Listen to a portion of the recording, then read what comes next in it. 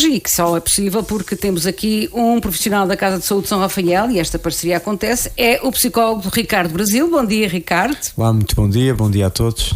Vamos então hoje ainda trazer um tema que tem muito a ver com todos e com todos os dias. Celebrou-se recentemente o Dia Mundial da Saúde. O que é que lhe apraz dizer sobre este dia que deve ser lembrado de todos? Eu acho que a palavra de ordem e que devemos ter sempre nas nossas mentes é prevenção.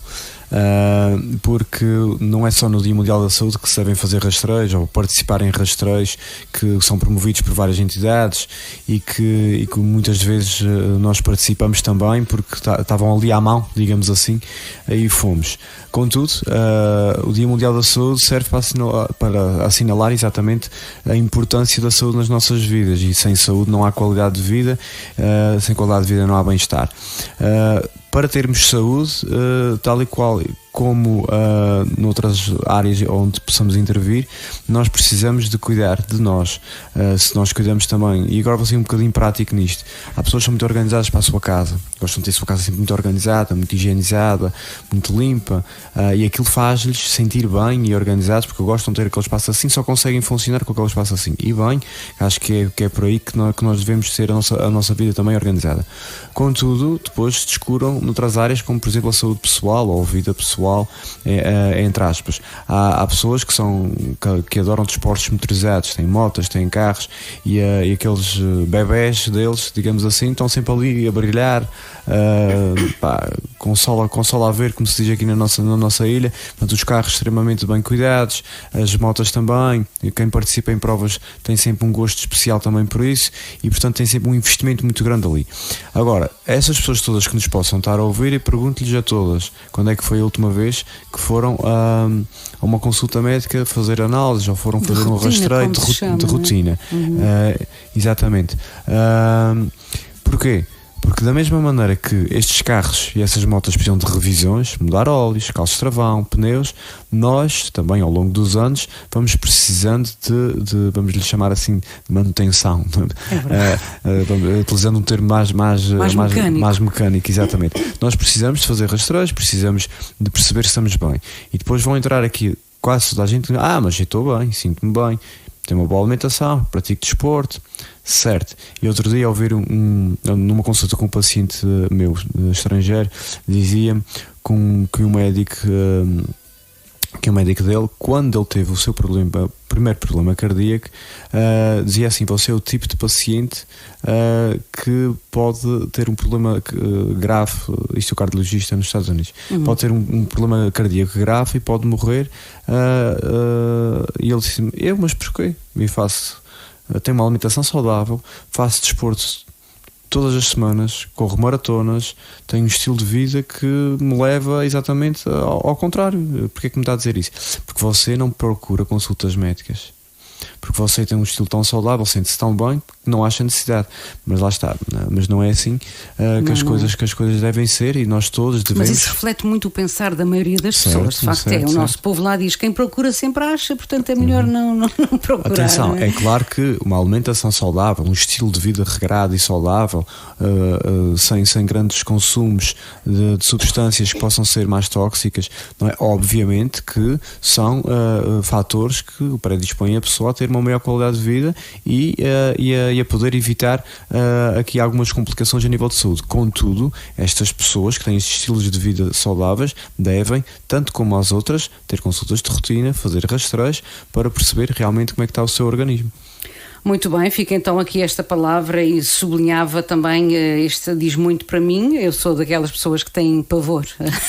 Pois, exatamente. E vou pegar aqui um bocadinho por isso, que disse-me ali há pouco: quem procura sempre acha. Exatamente. Não sempre encontra. Pronto. E aqui, quem está a ouvir, eu tenho a certeza absoluta que tem muita gente a identificar-se com essa frase: não vou procurar, não quero saber, porque se for procurar vou achar qualquer coisa.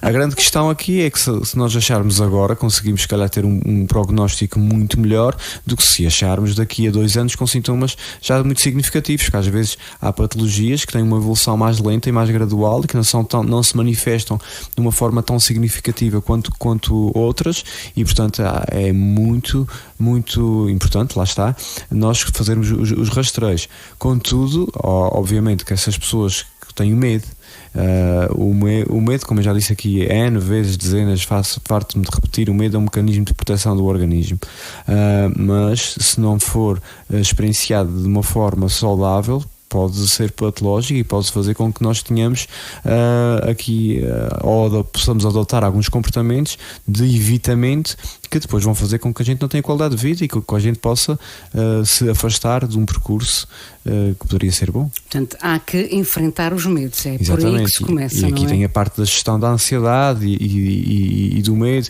e há pessoas que são mais inibidas na partilha e que vivem muito sozinhas os seus pensamentos relativamente a esse assunto de saúde e que até os afastam, nem sequer quando eles vêm afastam-nos, nem sequer querem pensar muito sobre isso. Vão distrair com outra coisa. Vão distrair com outra coisa. Bom. E pronto, e estão sempre ali a cozinhar ou para trás, para a frente a trabalhar. Contudo, é necessário tirar o pé do acelerador muitas das vezes e percebermos que olhar para a nossa saúde é também olhar para tudo o que está à nossa volta, pois nós somos seres biopsicossociais e, portanto, precisamos de trabalhar todas essas componentes. Mas há aqui uma coisa, Ricardo, que a nossa diferença de geração também permite que possamos refletir sobre. Se há classe profissional que tem vindo a evoluir pela positiva, é de facto na medicina, na classe de toda a gente ligada a este modo de estar.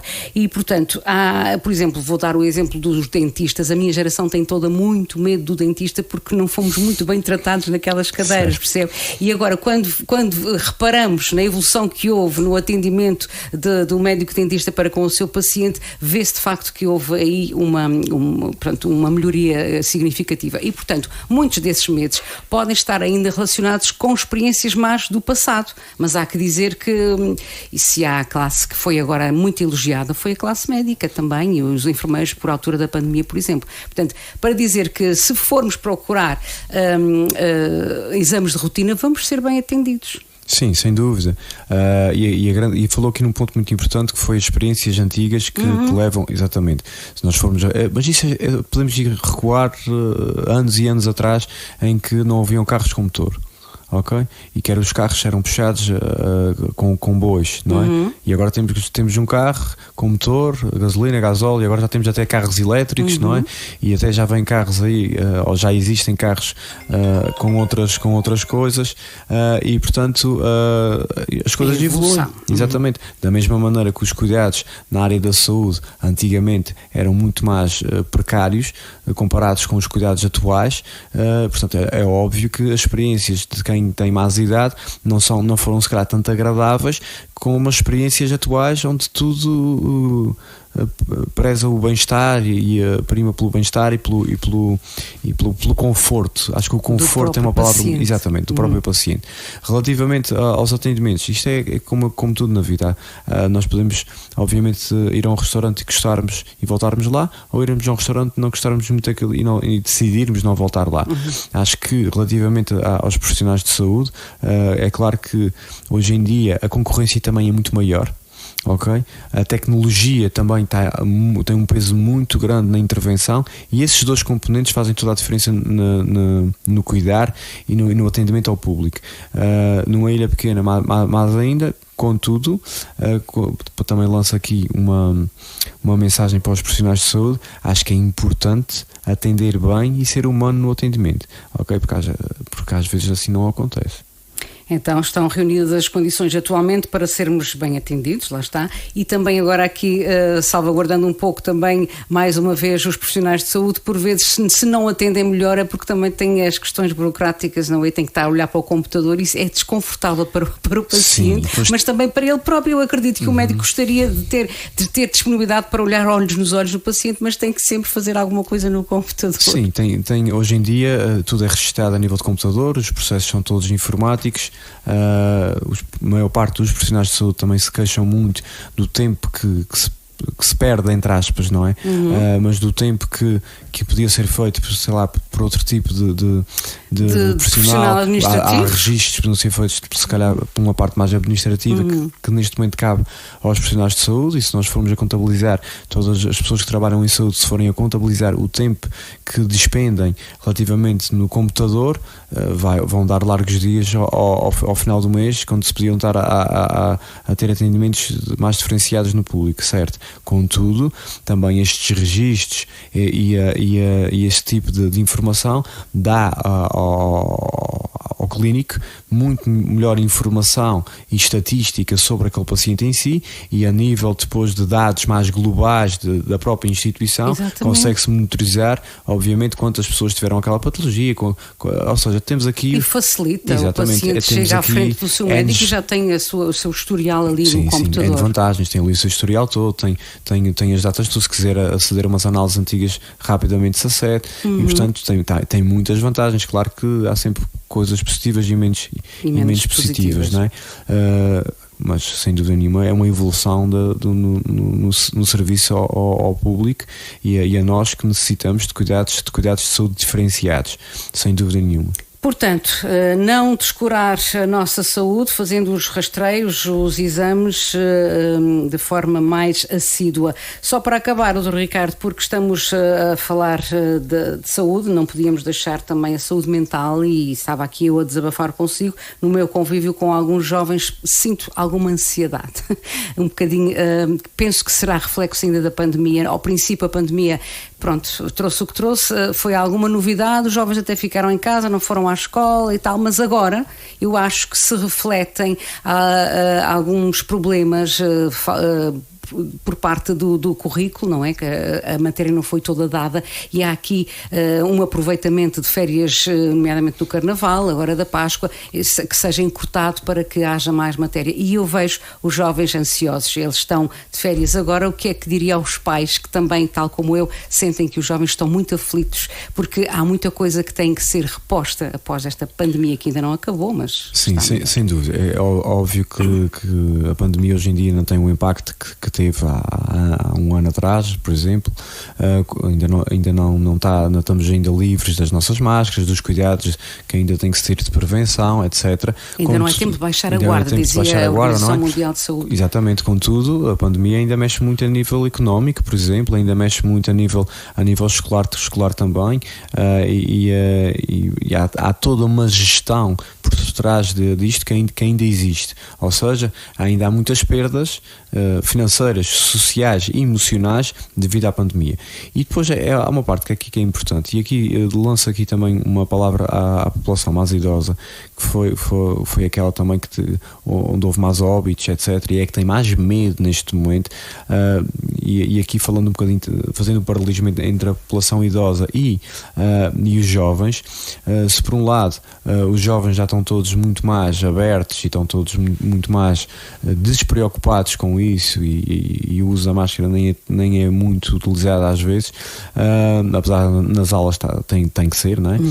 Os nossos idosos, ainda temos muitos idosos, atenção, e não é 1 nem 2 que eu conheço, nem 3 nem 4 nem 10, que estão nas suas casas, que deixaram de conviver com os seus amigos. Ou seja, estou a falar de grupos que são reformados e que se calhar às quartas-feiras iam todos almoçar, ou que depois da aula, aqui algumas senhoras depois da aula de ginástica iam todas almoçar, que já não o fazem, porque continuam com um medo muito intenso de contrair o vírus e de ter alguma complicação de saúde e de deixar de estar vivos, não é?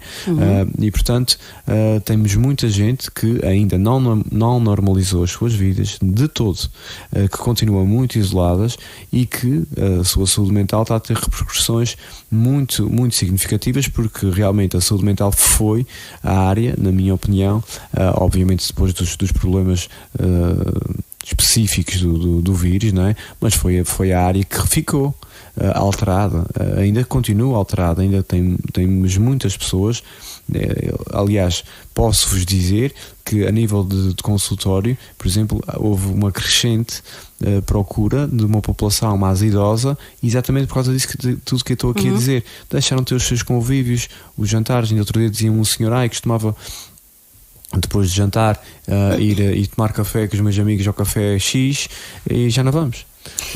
E portanto, se somarmos a isso esta falta de convívio, também o facto de estar em casa e pela comunicação social ir acompanhando guerras, sismos, pandemia, isso de facto tem discutido muito, não está a ajudar em nada.